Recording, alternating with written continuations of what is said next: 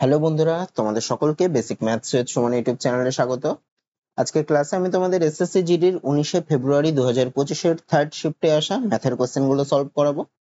তো আমি একদম বেসিক কনসেপ্ট দিয়ে তোমাদের প্রত্যেকটা অঙ্ক বুঝিয়ে দেবো। তো তোমাদের রিকোয়েস্ট করব তোমরা ভিডিওটা প্রথম থেকে শেষ অবধি দেখো, তাহলে তোমাদের কনসেপ্টগুলো ক্লিয়ার হয়ে যাবে।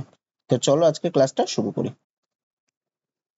কি বলছে দেখো, বলছে 370 মিটার ও 330 মিটার দৈর্ঘ্যের দুটি ট্রেন যথাক্রমে 90 কিমি পার ঘন্টা ও 150 কিমি পার ঘন্টা গতিবেগে একই দিকে যাচ্ছে। পেছন থেকে এসে দ্রুততর ট্রেনটির অপর ট্রেনটিকে অতিক্রম করতে কত মিনিট সময় লাগবে। তার দুটো ট্রেন আছে, একটা দৈর্ঘ্য বলে দিয়েছে 370 মিটার আর একটা দৈর্ঘ্য বলেছে 330 মিটার। এদের গতিবেগ বলে দিয়েছে, একটা 90 কিমি পার ঘন্টা, একটা 150 কিমি পার ঘন্টা। এরা একই দিকে যাচ্ছে।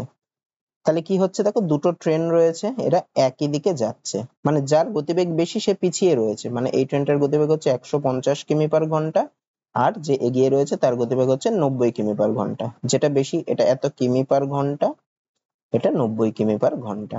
আচ্ছা, যে এই ট্রেনটার গতিবেগ বেশি তার দৈর্ঘ্য কত? তার দৈর্ঘ্য হচ্ছে 330 মিটার। মানে এই ট্রেনটার দৈর্ঘ্য ধরো 330 মিটার, আর যার গতিবেগ কম তার দৈর্ঘ্য হচ্ছে 370 মিটার। মানে এটার দৈর্ঘ্য 370 মিটার। এবার দেখো, তারা একই দিকে যাচ্ছে, তাহলে একই দিকে যখন যায় সেক্ষেত্রে আমি কি ধরি, তাদের নেট গতিবেগটা বা আপেক্ষিক গতিবেগটা কি হয়ে যায়, যখন একই দিকে যায় তখন বড়টার গতিবেগ থেকে, মানে বেশি গতিবেগটা থেকে কম গতিবেগটা মাইনাস করে দিতে হয় একই গতিবেগে গেলে। তাহলে এক্ষেত্রে নেট গতিবেগ কি হয়ে যাবে, বেশি গতিবেগটা মানে 150 মাইনাস কম গতিবেগটা মানে 90, তাহলে কত হয় 60 কিমি পার ঘন্টা।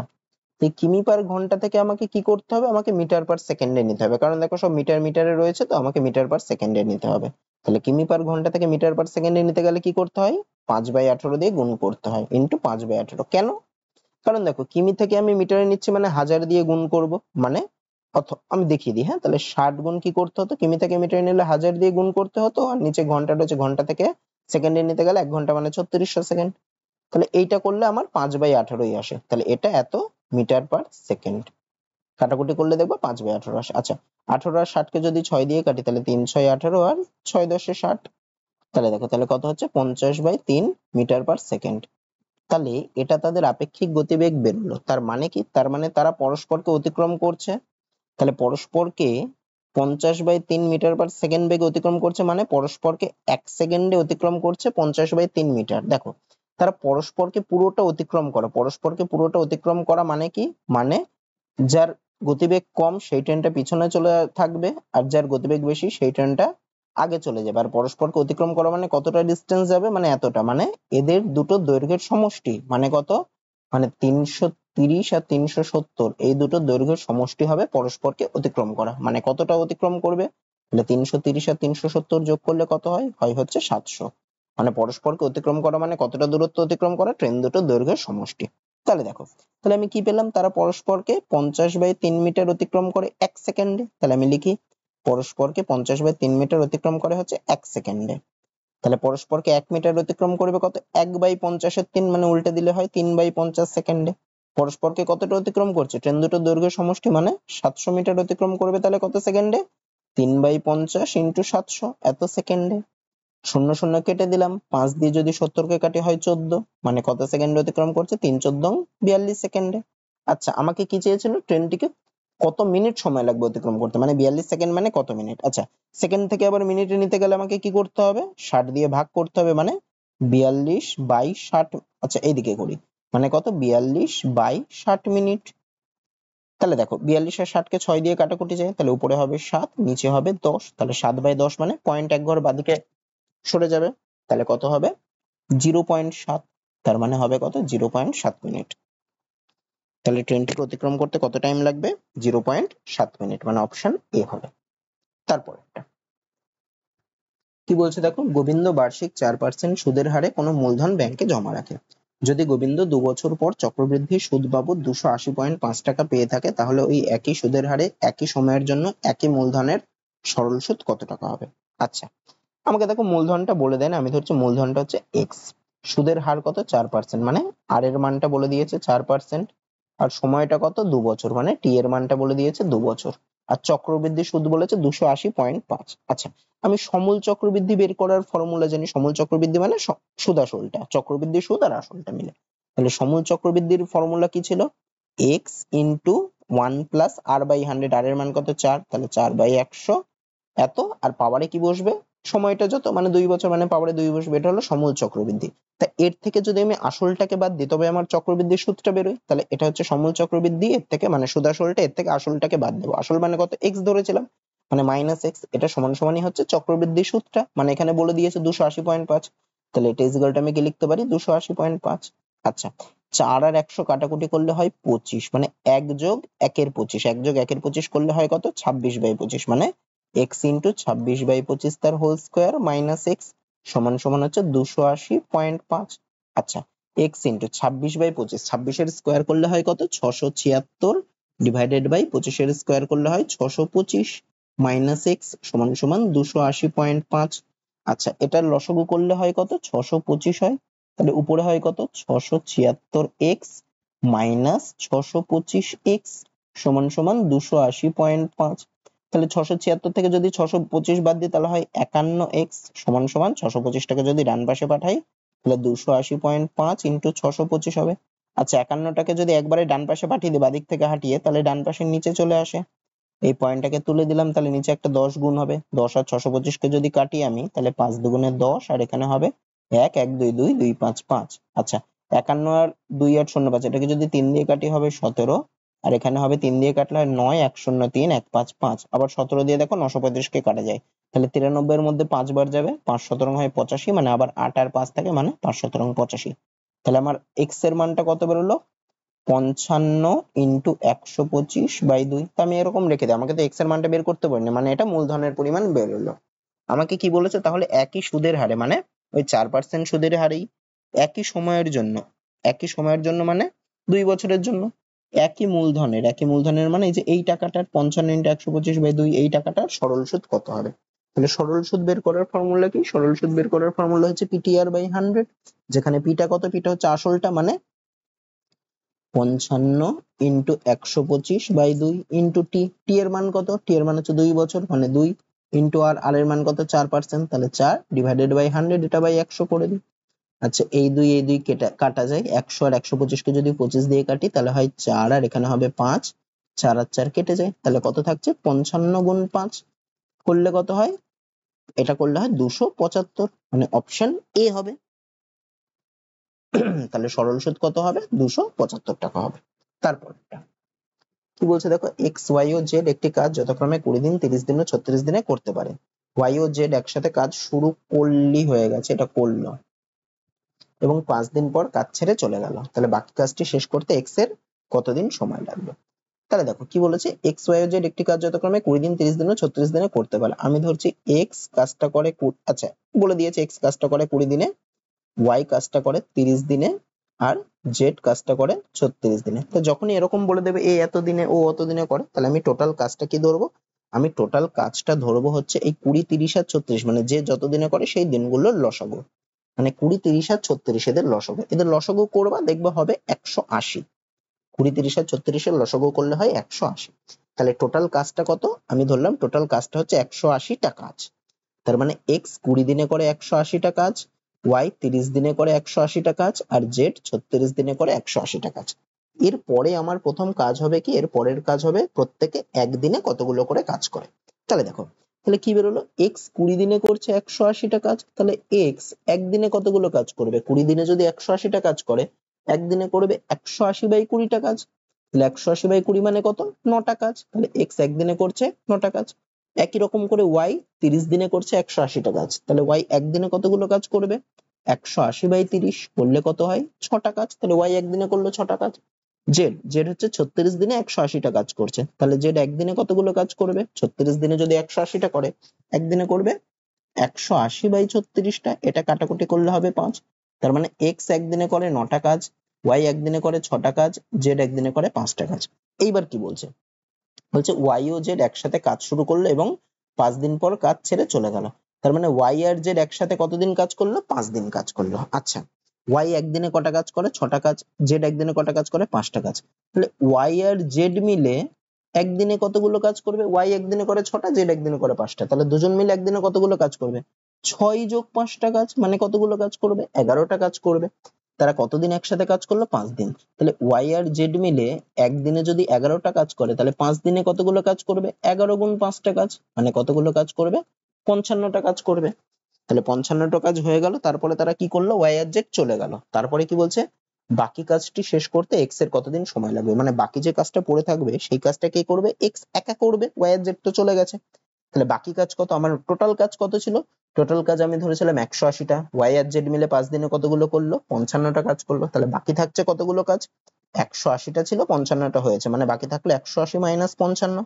এটা করলে কত হয়? এটা করলে হয় 125, মানে টোটালের কতগুলো কাজ বাকি আছে? 125টা কাজ। এই কাজটা কে করবে? এক্স করবে। তাহলে এক্স এর কতদিন সময় লাগবে? দেখো, এক্স একদিনে কতগুলো কাজ করে? 9টা কাজ করে। তাহলে এক্স এর 125টা কাজ করতে কতদিন লাগবে সেটা আমাকে বের করতে হবে। তাহলে এক্স 9টা কাজ করে একদিনে, তাহলে এক্স একটা কাজ করবে কতদিনে? 1 গুণ 9 দিনে।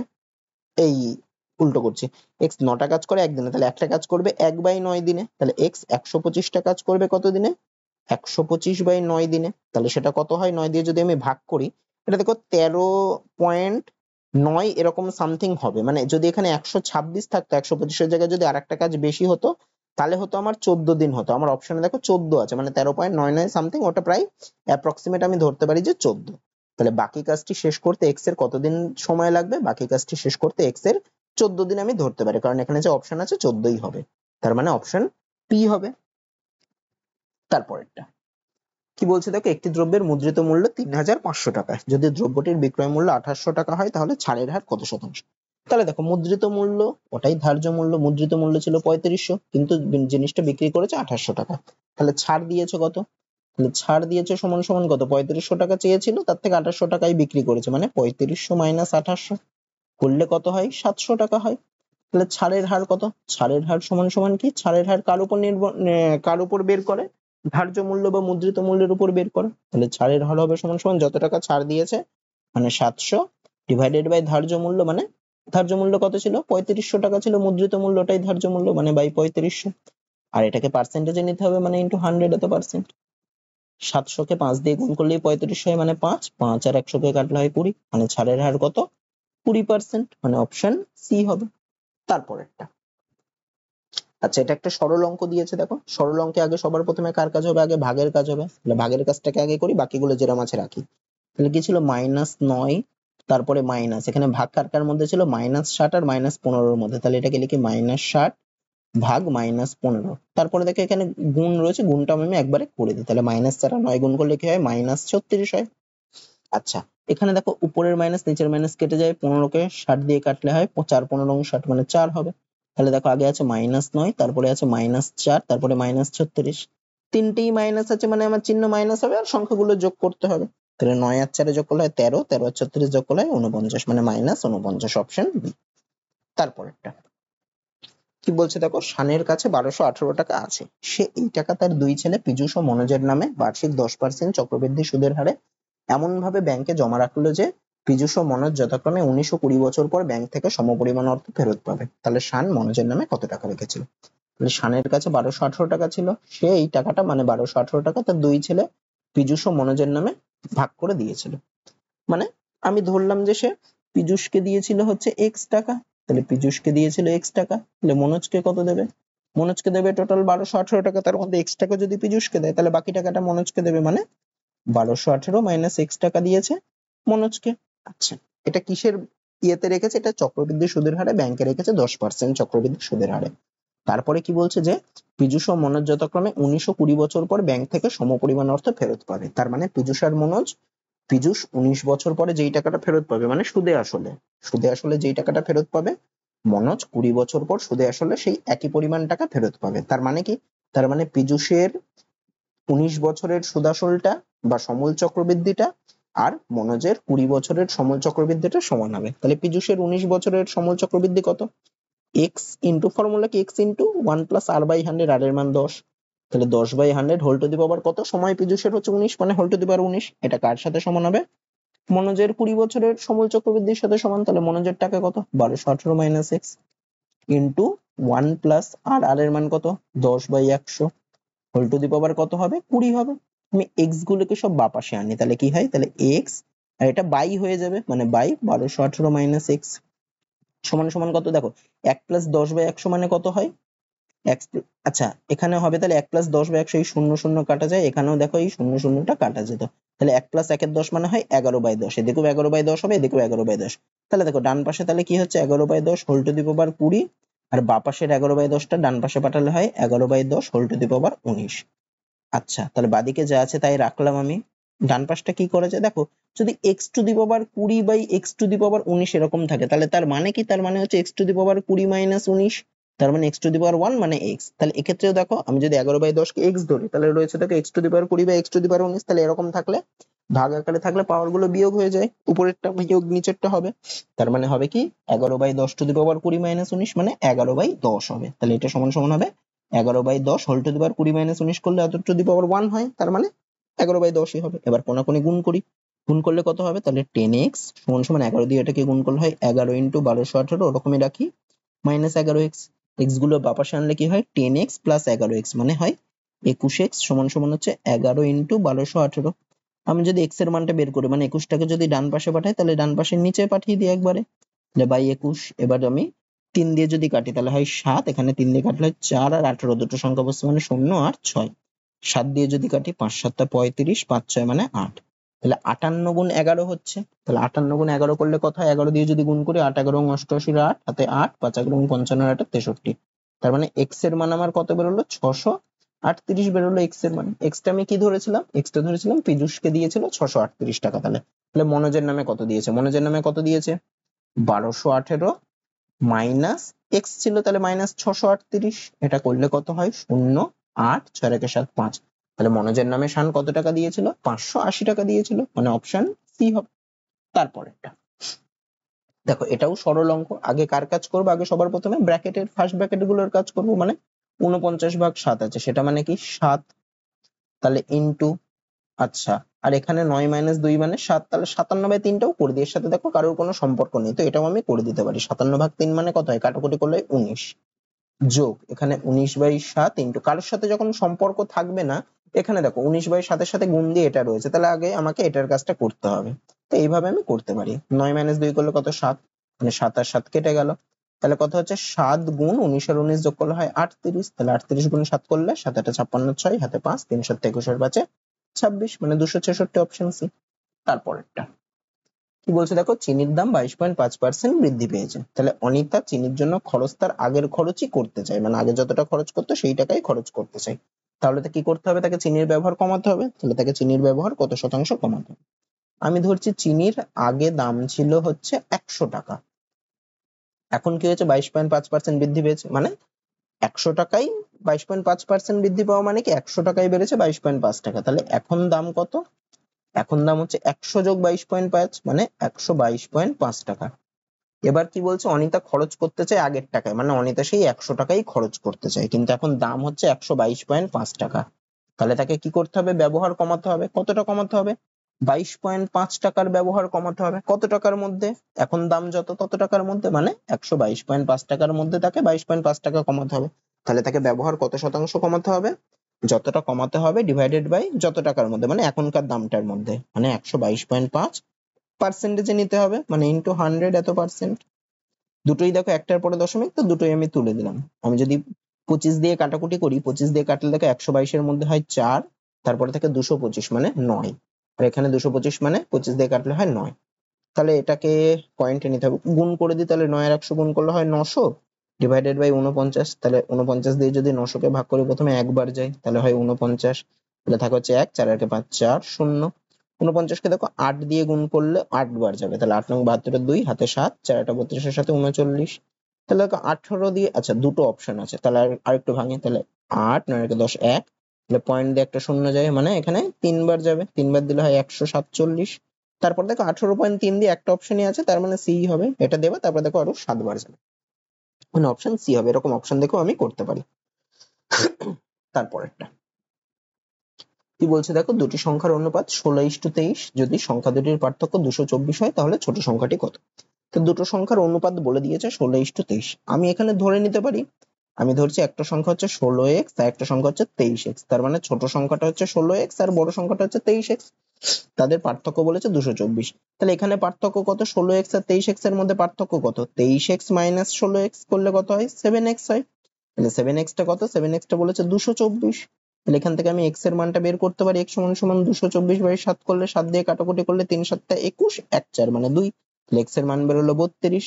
তাহলে ছোট সংখ্যাটি কত? ছোট সংখ্যাটা কি ছিল? 16x, মানে 16 গুণ x এর মান মানে 32। তাহলে ছোট সংখ্যাটা হবে 16 গুণ 32। তাহলে 32 দিয়ে যদি, আচ্ছা 16 দিয়ে যদি গুণ করি, 16 দুগুণে 32 এর 2, হাতে 3, 3 16 48 এর 3 51, মানে হবে 512, অপশন সি। তারপর একটা কি বলছে দেখো, জ্বালানির মূল্য পরপর 3 মাসে যথাক্রমে 20%, 35% ও 20% হ্রাস পায়, কিন্তু চতুর্থ মাসে 50% বৃদ্ধি পায়। তাহলে এই 4 মাসে জ্বালানির মূল্য প্রথমের তুলনায় কত শতাংশ বৃদ্ধি বা হ্রাস পাবে? আচ্ছা, আমি ধরলাম সবার প্রথমে জ্বালানির মূল্য ছিল 100 টাকা বা 100, কি হলো 20% হ্রাস পেলো। তাহলে 20% হ্রাস পাওয়ার পর কত হলো? জ্বালানির মূল্যটা 100 ছিল, 100 তে 20 হ্রাস পেলো, তাহলে হলো কত? 100 মাইনাস 20, তার মানে কত? 80 হলো। তারপরে কি হলো? আরো 35% হ্রাস পাচ্ছে, তাহলে 35% হ্রাস পাওয়ার পর মানে 80 থেকে আরো 35% হ্রাস পাচ্ছে, তাহলে হলো কত? 80-র 65%, মানে 80 ইন্টু 100 মাইনাস 35/100, মানে 80 ইন্টু 65/100। তাহলে 35% হ্রাস পাওয়ার পর এইটা হলো, এই পুরোটা আর কি, 80 ইন্টু 65/100, এই পুরোটা হলো। তারপরে কি হলো? আরো 20% হ্রাস পেলো, তাহলে 20% হ্রাস পাওয়া মানে কত হলো? যেইটা ছিল মানে 80 ইন্টু 65/100, তার উপর 20% হ্রাস পাচ্ছে, মানে হলো কত? তার 80%, মানে এটা ইন্টু 80/100। তারপরে আবার কি হলো? চতুর্থ মাসে 50% বৃদ্ধি পেলো, এবার কি হচ্ছে? বৃদ্ধি। তাহলে এখন আছে কত? এই পুরোটা, মানে 80 ইন্টু 65/100 ইন্টু 80/100, তার উপর আবার কি হলো? 50% বৃদ্ধি পাচ্ছে। তো বৃদ্ধি পাওয়া মানে কি হবে? তাহলে কত পার্সেন্ট হবে? এর উপর আরো 50% বেশি, মানে এটা ইন্টু 150/100, যেহেতু বাড়ছে তাই 100-র সাথে 50 যোগ হবে বাই 100। তাহলে এখন হলো কত? এখন হলো হচ্ছে এইটা। এবার এটাকে একটু কাটাকুটি করি, এই শূন্য এই শূন্য কেটে গেল, আচ্ছা 15, এই শূন্য এই শূন্য কেটে গেল, আর এই শূন্য এই শূন্য কেটে গেল। তাহলে 10 দিয়ে যদি 15 কে কাটি, 5 দিয়ে কাটলে হয় 2, 15 কে কাটলে হয় 3, 2 আর 8 কে কাটলে হয় 4। তাহলে আর কিছু কাটবে? হ্যাঁ কাটবে।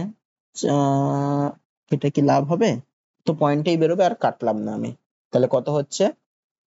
আচ্ছা কাটি, 4 দিয়ে 100 কে কাটলে হয় কত? 4 25 100, 25 দিয়ে 65 কে কাটলে 5, উপরে হবে 13, মানে কত? 3 13 49, আচ্ছা 8 13 104, 104 গুণ 3 মানে 412 ডিভাইডেড বাই 5। 412 কে যদি 5 দিয়ে ভাগ করি, 5 8 40, 1 2, 5 দুগুণে 10, তারপরে হচ্ছে 2। আচ্ছা ভুল হলো নাকি? এটা ভুল হলো। 8 13 104 গুণ 3 করলে 312 হয়। Sorry sorry sorry, 312। 312 বাই 5 যদি আমি করি, প্রথমে হচ্ছে কতবার যাবে? 6 বার যাবে, তাহলে হয় 30, তারপরে 12 মানে 2 বার যাবে, তাহলে হয় 10, 2 পয়েন্টের জন্য 0 মানে 4। তার মানে এখন হলো কত? এখন হলো হচ্ছে 62.4। ছিল কত? 100, হলো কত? 62.4। তাহলে কমলো কত? 100 থেকে 62.4 বাদ দিতে হবে, তার মানে হ্রাস পেয়েছে। কতটা হ্রাস পাবে? এটা বিয়োগ করলে হয় 37.6। তাহলে কত পার্সেন্ট হ্রাস পেয়েছে? 37.6% হ্রাস পেয়েছে, মানে অপশন এ হবে। তারপরেরটা কি বলছে দেখো, প্রতিটি 100টি পেয়ারা 1250 টাকা দরে 400টি পেয়ারা কেনা হয়েছে এবং সেগুলি বিক্রি করে 900 টাকা লাভ হয়েছে। তাহলে প্রতি ডজন পেয়ারার বিক্রয় মূল্য কত? তাহলে দেখো কি বলছে, প্রতি 100টি পেয়ারা 1250 টাকা দরে কিনেছে, মানে 100টার ক্রয় মূল্য হচ্ছে 1250। তাহলে 400টার ক্রয় মূল্য কত? 400টার ক্রয় মূল্য মানে কত? 100টার যদি 1250 হয়, তাহলে 400টার ক্রয় মূল্য হবে 1250 ইন্টু 4। এটা করলে কত? এটা করলে দেখো 5000 হয়। তার মানে 400টা পেয়ারার ক্রয় মূল্য হচ্ছে 5000 টাকা। কি বলছে? সেগুলি বিক্রি করে 900 টাকা লাভ হয়েছে, তাহলে সেগুলি বিক্রি করে লাভ হয়েছে কত? 900 টাকা। তাহলে 400টার বিক্রয় মূল্য কত হবে? 400টার পেয়ারের বিক্রয় মূল্য তাহলে কত? ক্রয় মূল্য ছিল 5000, বিক্রি করে লাভ হয়েছে 900, তাহলে বিক্রয় মূল্য কত হবে? ক্রয় মূল্যের সাথে লাভটা যোগ করলেই বিক্রয় মূল্য পেয়ে যাবো, মানে 5000 আর 900 যোগ করলে হয় 5900। তার মানে 400টা পেয়ারের বিক্রয় মূল্য বেরোলো 5900। আমাকে বের করতে বলেছে প্রতি ডজন পেয়ারের বিক্রয় মূল্য, মানে 12টা পেয়ারের বিক্রয় মূল্য। তাহলে একটা পেয়ারের বিক্রয় মূল্য কত হবে? 5900 বাই 400। তাহলে 12টা পেয়ারের বিক্রয় মূল্য কত হবে? একটা পেয়ারের বিক্রয় মূল্য যত, তত ইন্টু 12। এই দুটো শূন্য কেটে যায়, 4 দিয়ে 12 কে কাটলে হয় 3, মানে 3 গুণ 59 করলে হয় কত? 177, মানে অপশন ডি। তারপরেরটা কি বলছে দেখো, এক্স ওয়াই এর বর্গের সাথে ব্যস্ত ভেদে আছে। যখন x = 6 তখন y = 5, তাহলে y is equal to 4 হলে x এর মান কত হবে? কি বলছে দেখো, x y এর বর্গের সাথে ব্যস্ত ভেদে, y এর বর্গ মানে y স্কয়ার, তাহলে x ভ্যারিজেস y এর বর্গের সাথে ব্যস্ত ভেদে মানে y স্কয়ার এর সাথে ব্যস্ত ভেদে, মানে ব্যস্ত ভেদ বলে আমি কি করতে পারি, x ভ্যারিজেস 1/y স্কয়ার।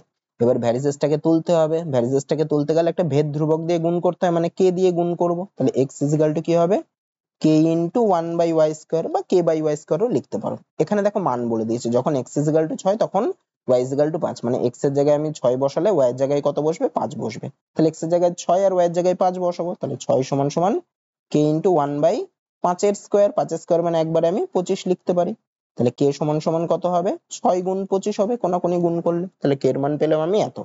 এবার কি বলেছে, y is equal to 4 হলে x এর মান কত, আমি কি জানতাম x is equal to এইটা, তাহলে সেটাকে আবার লিখি, x is equal to k/y square, আমাকে বলেছে y এর মান 4 হলে x এর মান কত, তাহলে x এর মান কত বের করব, সেটা সমান সমান k এর মান আমি পেয়ে গেছি, k এর মান কত, 6 গুণ 125, এই 6 গুণ 25 125 বললাম, ডিভাইডেড বাই y এর মান কত বলে দিয়েছে 4, মানে 4 স্কয়ার মানে 16, তাহলে 6 আর 16 কে 2 দিয়ে কাটলে হয় 3, এখানেও কাটলে হয় 8, মানে কত, 75/8। 8 দিয়ে যদি 75 কে আমি ভাগ করি, প্রথমে দেখো 9 বার যাবে, 9 বার দিলে হয় 72, তারপরে 3 পয়েন্টের জন্য শূন্য আনবো, তার মানে 3 বার যাবে, 3 আটা 24, তাহলে 9.3 দেখো একটা অপশনই আছে, তার মানে এটাই হবে, এটাকে ভাঙবা দেখবো 9.375ই হবে। তারপরেরটা কি বলছে দেখো, মোহন মোহাম্মদ ও আশিসের গড় ওজন 45 কেজি, যদি মোহন ও মোহাম্মদের গড় ওজন 43 কেজি এবং মোহাম্মদ ও আশিসের গড় ওজন 46 কেজি হয়, তাহলে মোহাম্মদের ওজন কত কেজি? আচ্ছা কি বলছে দেখো, মোহন মোহাম্মদ ও আশিসের গড় ওজন 45 কেজি, তাহলে মোহন মোহাম্মদ আর আশিস এদের তিনজনের ওজনের সমষ্টি কত হবে, তিনজনের গড় ওজন বলেছে 45 কেজি, তাহলে তিনজনের ওজনের সমষ্টি হবে 45 ইন্টু 3 করলে কত হয়, 135। তারপরে কি বলেছে, মোহন ও মোহাম্মদের গড় ওজন 43 কেজি, তাহলে মোহন আর মোহাম্মদ এই দুজনের ওজনের গড় বলেছে 43, তাহলে দুজনের ওজনের সমষ্টি কত হবে, 43 গুণ 2, মানে করলে কত হবে, 43 গুণ 2 করলে হবে 86 কেজি। তাহলে দেখো, তাহলে মোহন মোহাম্মদ আর আশিসের ওজন থেকে যদি আমি মোহন আর মোহাম্মদের ওজনটা বাদ দিই, তাহলে কার ওজন পড়ে থাকে, খালি আশিসের ওজন পড়ে থাকে, তাহলে আশিসের ওজন কত হবে, এদের তিনজনের ওজনের সমষ্টি থেকে যদি দুজনের ওজন মানে মোহন আর মোহাম্মদেরটা বাদ দিতে হবে, আশিসের ওজন হবে মানে কত, 135 মাইনাস 86, এটা বিয়োগ করলে কত হয়, এটা বিয়োগ করলে হবে 49। আচ্ছা তাহলে আশিসের ওজন পেলাম 49 কেজি। আর কি বলেছে, মোহাম্মদ ও আশিসের গড় ওজন 46, তাহলে মোহাম্মদ আর আশিসের দুজনের গড় ওজন 46 বলেছে, তাহলে দুজনের ওজনের সমষ্টি কত হবে, 46 গুণ 2 মানে কত, 93। আমাকে বের করতে বলেছে মোহাম্মদের ওজন, তাহলে দেখো মোহাম্মদ আর আশিসের ওজন দুজনের ওজন হচ্ছে 92, এর থেকে যদি আমি আশিসের ওজনটা মানে 49টা বাদ দিই, তবেই মোহাম্মদের ওজন পেয়ে যাব, তাহলে মোহাম্মদের ওজন কত হবে, 92 মাইনাস 49 মানে কত হবে, 43 কেজি, তার মানে মোহাম্মদের ওজন 43 কেজি, অপশন বি। তারপরটা, আচ্ছা এটাও একটা সরল অঙ্ক, এরকম একটা অঙ্ক একটু আগেও দেখলাম, এটা প্রায় একই রকম অঙ্ক, একটু আলাদা আছে। আচ্ছা এটা সমান সমান আগে কার কাজ করবো, আগে ভাগের কাজটা করব, তাহলে সমান সমান -9 যেরকম আছে লিখলাম, তাহলে মাইনাস ভাগেরটাকে বাই দিয়ে করি, তাহলে -60 বাই -15। আচ্ছা আর -4 আর 7 গুণ করলে হয় -28, এই মাইনাস কেটে যায়, 15 আর 60 কে কাটলে হয় 4, তাহলে কি বের হচ্ছে, -9 -4 -28, দুটো প্রায় একই অঙ্ক কিন্তু একটুখানি আলাদা দিয়েছে। তাহলে সমান সমান কি তিনটের চিহ্ন মাইনাস মানে চিহ্ন হবে মাইনাস, আর সংখ্যাগুলোর কি করতে হয়, যোগ করতে হয়, 9 4 13, 13 28 41, মানে অপশন -41 মানে অপশন এ। তারপরেরটা কি বলছে দেখো, একজন ব্যক্তি সুরাট থেকে জয়পুরে 20 কিমি পার ঘন্টা গতিবেগে যায় এবং 30 কিমি পার ঘন্টা গতিবেগে আবার সুরাটে ফিরে আসে, তাহলে সমগ্র যাত্রাপথে তার গড় গতিবেগ কত কিমি পার ঘন্টা। দেখো এরকম একটা ফর্মুলা আছে, যদি কেউ x কিমি পার ঘন্টা গতিবেগে গিয়ে y কিমি পার ঘন্টা গতিবেগে ফিরে আসে, সেক্ষেত্রে গড় গতিবেগ সমান সমান কি, গড় গতিবেগের এক ফর্মুলাটা হচ্ছে 2 into x into y divided by x plus y. তাহলে এখানে দেখো 20 কিমি পার ঘন্টা গতিবেগে গিয়ে কত কিমি পার ঘন্টা গতিবেগে ফিরে আসছে, 30 কিমি পার ঘন্টা গতিবেগে ফিরে আসছে, তাহলে এক্ষেত্রে গড় গতিবেগ কত করতে পারি আমি, 2 ইন্টু এক্স এর মান ধরতে পারি 20 into 30 divided by 20 plus 30, 20 plus 30 মানে কত, 20 প্লাস 30 মানে হচ্ছে 50, একবারে 50 লিখে দিলাম। আচ্ছা এবার কাটাকুটি করি, এই শূন্য কেটে গেল, 5 দিয়ে 20 কে কাটলে হয় 4, তাহলে গড় গতিবেগ কত হবে, 4 দুগুণে 8 3 8 24, এত কিমি পার ঘন্টা, মানে গড় গতিবেগ কত, 24 কিমি পার ঘন্টা, মানে অপশন ডি হবে। তারপরেরটা কি বলছে দেখো, সেই বৃহত্তম সংখ্যাটি কত যেটি দিয়ে 2340 ও 1551 কে ভাগ করলে যথাক্রমে 40 ও 33 ভাগশেষ থাকবে। তা যখনই এরকম টাইপের মানে অঙ্ক দেবে, তাহলে যত দিয়ে এই সংখ্যা দুটোকে ভাগ করলে যথাক্রমে 40, মানে দেখো 2340 কে ভাগ করলে ভাগশেষ থাকবে 40, আর 1551 কে ভাগ করলে ভাগশেষ থাকবে 33। তাহলে আমাকে কি করতে হবে, এই 2340 থেকে আমি 40 বাদ দেবো, মানে কত হয় 2340 মাইনাস 40 করলে হয় 2300, আর 1551 কে ভাগ করলে 33 ভাগশেষ থাকবে, মানে 1551 থেকে আমি ওইটা বাদ দেবো, যাকে ভাগ করলে যত ভাগশেষ থাকছে তার থেকে সেই ভাগশেষ গুলো বিয়োগ করে দেবো। তারপরে কি করব, 33 বিয়োগ করলে কত হয় 1518 হয়। তারপরে কি করব, যেই দুটো বেরোলো তাদের গসাগু করব, মানে 2300 আর 1518 গসাগু করব। এটাকে দেখো 2300 আর 1518, 1518 কেও দেখো 23 দিয়ে ভাগ করা যায়, তাহলে দুটোকে যদি আমি 23 দিয়ে ভাগ করি কত হয়, তাহলে হয় 100। আর এটা কত হবে, 23 দিয়ে ভাগ করলে প্রথমে দেখো 5 বার যাবে, 5 বার দিলে কত হতো, 5 বার দিলে হচ্ছে, আচ্ছা 5 বার না 6 বার যাবে, 23 গুণ 6 করলে হচ্ছে 318, 138, মানে 6 বার দিলে 138, তারপরে আবার 6 বার যাবে। এবার দেখো 2 বার যায়, 2 বার দিলে কত হয় 50 আর 33, তাহলে এদের লসাগু এদের গসাগু কত হবে 23 আর 2, এদের মধ্যে কমন থাকছে 23 আর 2, মানে গসাগু হবে 23 গুণ 2, তার মানে কত হলো 46। তাহলে সেই বৃহত্তম সংখ্যাটি কত হবে, সেই বৃহত্তম সংখ্যাটি হলো 46, যেটি দিয়ে মানে 46 দিয়ে যদি 2300 কে ভাগ করো তাহলে তোমার এই 2340 কে ভাগ করো তাহলে 40 অবশিষ্ট থাকবে, আর 46 দিয়ে যদি 1551 কে ভাগ করো তাহলে 33 অবশিষ্ট থাকবে। তাহলে সেই বৃহত্তম সংখ্যাটি কত 46। তাহলে কি করতে হবে, যাকে ভাগ করলে যত যত অবশিষ্ট থাকছে, মানে 2340 কে ভাগ করলে 40 অবশিষ্ট থাকছে, আমার কাজ হবে 2340 থেকে 40 বাদ দেওয়া, বিয়োগ করা, মানে হলো 2300। আর 1551 কে ভাগ করলে 33 অবশিষ্ট থাকছে, মানে 1551 থেকে 33 বাদ দেবো, হলো 1518। তারপর যেই দুটো বেরোলো তাদের গসাগু করতে হবে, তাদের গসাগু করলেই যেটা উত্তর হবে সেটাই হবে আমার সেই বৃহত্তম সংখ্যাটা। তারপরটা কি বলছে দেখো, অমিত ও গোপাল যথাক্রমে 5400 টাকা ও 9400 টাকা বার্ষিক সরল সুদের হারে ব্যাংকে জমা রাখে। 5 বছর পর গোপাল অমিতের থেকে 600 টাকা বেশি সুদ পায়, তাহলে বার্ষিক সরল সুদের হার কত শতাংশ? আচ্ছা 5 বছর পর গোপাল বেশি সুদ পাচ্ছে, কারণ কি, কারণ দেখো অমিত রেখেছে 5400 টাকা, গোপাল রেখেছে 9400 টাকা, তাহলে গোপাল বেশি টাকা রেখেছে, তাহলে যে বেশি সুদটা পাচ্ছে সেটা কিসের জন্য, সেটা ওই যত টাকা বেশি রেখেছে সেই টাকাটা সুদটা পাচ্ছে। তাহলে কত টাকা বেশি রেখেছে, ও রেখেছে 5400, আর অমিত রেখেছে 5400, আর গোপাল রেখেছে 9400, তাহলে গোপাল কত টাকা বেশি রেখেছে, 9400 মাইনাস 5400, বিয়োগ করলে কত হয় 4000 টাকা।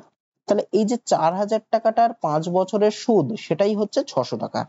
তাহলে দেখো বার্ষিক সরল সুদের হার কত, আমি ধরছি বার্ষিক সরল সুদের হার 8%, তাহলে সরল সুদের ফর্মুলা কি, সরল সুদ সমান সমান p into t, p t r by 100, যেখানে পি কত, পি এর মানে যে যত টাকাটা বেশি রেখেছে, মানে 4000 টাকাটা, তাহলে 4000 ইন্টু টি, টি মানে হচ্ছে সময়টা, সময় কত 5 বছর বলে দিয়েছে, মানে 5 ইন্টু আর, আর এর মানটা আমি বের করবো, তাহলে আরই ধরি, ডিভাইডেড বাই 100 সমান সমানই হচ্ছে সুদ যে এই টাকাটা বেশি পাচ্ছে, মানে 600। আচ্ছা এখানে দুটো শূন্য, এখানে দুটো শূন্য কেটে গেল, তাহলে এই শূন্য আর ডান পাশের এই শূন্য কেটে গেল, 4 দিয়ে যদি 60 কে কাটি, 4 15 60, 5 দিয়ে 15 কে কাটলে হয় 3, তাহলে আর এর মান কি বেরোলো 3 বেরোলো, তার মানে আর এর মান কত, বার্ষিক সুদের হার হচ্ছে 3%, অপশন বি হবে। তারপরেরটা কি বলেছে দেখো, একটি ক্লাসের প্রথম 12 জন ছাত্রের গড় নম্বর হচ্ছে 33 এবং পরের 8 জন ছাত্রের গড় নম্বর হচ্ছে 45, তাহলে ক্লাসের সকল ছাত্রদের গড় নম্বর কত? আচ্ছা 12 জন ছাত্রের গড় নম্বর বলেছে 33 আর 8 জন ছাত্রের গড় নম্বর বলেছে 45, তাহলে মোট ছাত্রদের গড় নম্বর কত, তাহলে মোট কতজন আছে, 12 জন আর 8 জন মানে 20 জন আছে। তাহলে দেখো 12 জনের গড় নম্বর 33, মানে 12 জনের নাম্বারের সমষ্টি কত, 12 গুণ 33, আর 8 জনের গড় নম্বর 45, মানে 8 জনের সমষ্টি কত, 8 গুণ 45, তাহলে টোটাল কতজন হলো, 20 জন হলো। তাহলে এই 20 জনের নাম্বারের সমষ্টি কত, 12 গুণ 33 যোগ 8 গুণ 45, তাহলে এদের গড় বের করতে বলেছে, মানে 20 জনের মোট নাম্বার হচ্ছে এত, তাহলে 20 জনের নাম্বারের গড় কত, এইটা ডিভাইডেড বাই 20, মানে টোটালটাকে যতজন আছে তত দিয়ে ভাগ করলেই গড় বেরিয়ে যায়।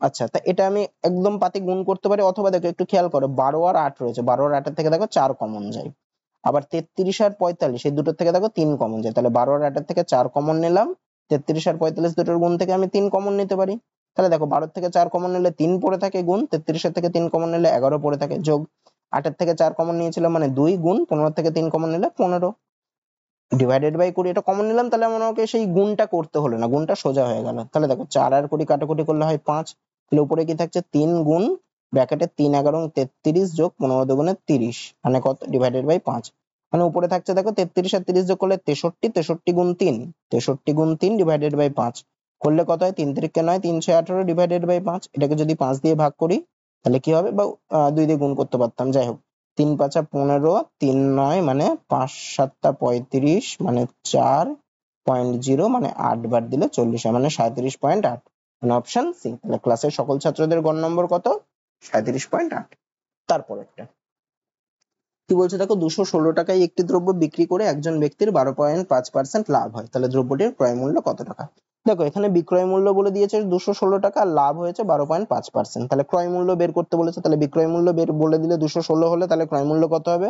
216 ইন্টু লাভ হয়েছে যেহেতু, তাহলে উপরে বসবে 100 ডিভাইডেড বাই, যেহেতু লাভ হয়েছে তাহলে নিচে 100 প্লাস 12.5 মানে 112.5। আচ্ছা এই পয়েন্টটাকে তুলে দিই, তাহলে উপরে গুণ 10 হবে। আচ্ছা এবার যদি আমি একটু কাটাকুটি করি 25 দিয়ে, তাহলে 25 দিয়ে কাটলে 4 25 সঙ্গে 100 মানে 125 মানে 5 বার যাবে, আর এখানে হবে 25 দিয়ে কাটলে 4 হবে, তাহলে 45 আর 216 কে যদি আমি, আচ্ছা 45 আর 10 কে 5 দিয়ে কাটি তাহলে হবে 9, আর এখানে হবে 2। 9 দিয়ে 216 কে কাটা যায়, 9 দুগুণে 18, 3 6 মানে 4, তাহলে কত হচ্ছে 24 গুণ 4 গুণ 2, 24 গুণ 4 করলে হয় 96, 96 গুণ 2 করলে হয় 192, তাহলে দ্রব্যটির ক্রয় মূল্য কত টাকা? 192 টাকা। তারপরে কি বলছে দেখো, একটি লম্ববৃত্তাকার শঙ্কুর উচ্চতা 3.5 সেমি ও তির্যক, আচ্ছা এটা ভুল আছে, এটা শঙ্কুর উচ্চতা না, এটা শঙ্কুর ভূমির ব্যাসার্ধ হবে, শঙ্কুর ভূমির ব্যাসার্ধ হবে, ভূমির ব্যাসার্ধ 3.5 সেমি ও তির্যক উচ্চতা 0.21 মিটার, তাহলে শঙ্কুটির পার্শ্বতলের ক্ষেত্রফল কত বর্গ সেমি? তাহলে দেখো শঙ্কু কিরকম দেখতে হয়, শঙ্কু হচ্ছে এরকম টাইপের, মানে বলের টোপর, মাথার টোপরের মতো। যার উচ্চতা কোনটা, এটা হচ্ছে ভূমির ব্যাসার্ধ, এই ভূমির এটা হচ্ছে কেন্দ্র, তাহলে এই যে একদম শীর্ষ থেকে কেন্দ্র অবধি দাগ টানলে যেটা হয় সেটা হচ্ছে উচ্চতা, এটাকে এইচ দিয়ে লেখা হয়। তির্যক উচ্চতার কোন, এইটা হচ্ছে ব্যাসার্ধ, তির্যক উচ্চতাটা হচ্ছে এইটা, এটাকে এল দিয়ে লেখা হয়, যেখানে তির্যক উচ্চতা বলে দিয়েছে 0.21 মিটার, আর ব্যাসার্ধ, ভূমির ব্যাসার্ধ বলেছে 3.5 সেন্টিমিটার। তাহলে শঙ্কুটির পার্শ্বতলের ক্ষেত্রফল বের, আচ্ছা একটা দেখো উচ্চতা বলেছে 3.5 সেমি আর তির্যক উচ্চতা 0.2521 মিটার, আবার পার্শ্বতলের ক্ষেত্রফল কত বর্গ সেমি বলেছে, তাহলে সবগুলোকে আমি সেন্টিমিটারে নিই, তাহলে উচ্চতা, তির্যক উচ্চতা মানে এলটা কত হবে? 0.1 মিটার ছিল, মিটার থেকে সেমিতে নিতে গেলে মানে 100 দিয়ে গুণ করতে হবে, তাহলে 0.1 কে 100 দিয়ে গুণ করলে কত হবে? 21 সেমি হবে। তাহলে দেখো, তাহলে এল এর মান পেলাম, মানে তির্যক উচ্চতা পেলাম 21 সেমি, আর ভূমির ব্যাসার্ধ মানে আর পেলাম 3.5 সেমি। শঙ্কুর পার্শ্বতলের ক্ষেত্রফল বের করতে বলেছে। শঙ্কুর পার্শ্বতলের ক্ষেত্রফলের ফর্মুলা কি? শঙ্কুর পার্শ্বতলের ক্ষেত্রফলের ফর্মুলা হচ্ছে পাই ইন্টু আর ইন্টু এল, পাই ইন্টু আর ইন্টু এল, যেখানে পাইটা কি, পায়ের মান 22/7 ইন্টু আর মানে হচ্ছে ভূমির ব্যাসার্ধ, এখানে ভূমির ব্যাসার্ধ কত? 3.5 ইন্টু এল, এল মানে হচ্ছে তির্যক উচ্চতাটা, তির্যক উচ্চতাটা কত এখানে? 21 সেমি, মানে 21 এত বর্গ সেমি। আচ্ছা পয়েন্টটাকে তুলে দিই, পয়েন্টটাকে তুললে কত হয়? বাই 10 হয়, তাহলে 7 দিয়ে যদি 35 কে কাটি, 5 7 35, 5 আর 10 কে কাটলে হয় 2, 2 দিয়ে 22 কে কাটলে হয় 11, তাহলে 21 গুণ 11, 21 গুণ 11 করলে কত? 210 আর 21 মানে 231 হবে। তাহলে শঙ্কুটির পার্শ্বতলের ক্ষেত্রফল কত? 231 বর্গ সেমি, মানে অপশন সি হবে। তো আজকের ক্লাসে এই 20টা অঙ্কই ছিল। তো আশা করি তোমাদের ক্লাসটা ভালো লেগেছে। ক্লাসটা ভালো লেগে থাকলে ভিডিওটাতে একটা লাইক করে দিও, আর এই চ্যানেলে নতুন হলে আর এই ধরনের ভিডিও পেতে গেলে চ্যানেলটাকে সাবস্ক্রাইব করে নিও। তো আজকে এত দূরই থাকছে, দেখা হচ্ছে পরের ভিডিওতে।